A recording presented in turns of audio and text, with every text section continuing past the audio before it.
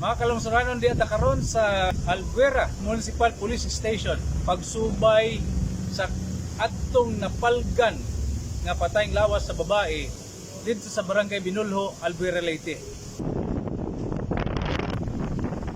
Ano yung Barangay Binulho? Kung diin, ini nga paya, damplinanan sa tubo, o kana diha napalgan,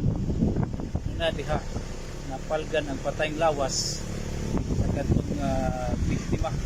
Patay na nga nakaplagan ang gipangitang babae karong adlaw dito sa Daplin sa highway sa Barangay Binulho, Albuera, Leyte.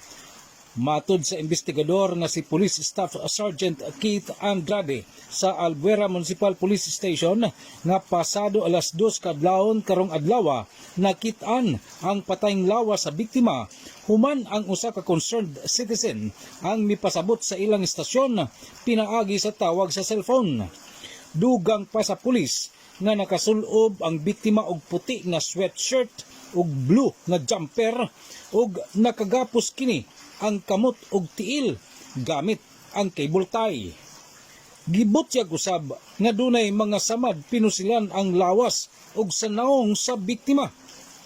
Personal nga gikilala sa inahan ang biktima nga si Paula Marie Gonzalo, 24 anyos, kasamtangang nagpuyo sa Barangay Alegria, Ormoc City. Sa pagkakaron, padayon pa ang investigasyon sa kapulisan ug nagsubay sa mga CCTV nga posibleng may makuhang giya sa pag-ila sa suspek.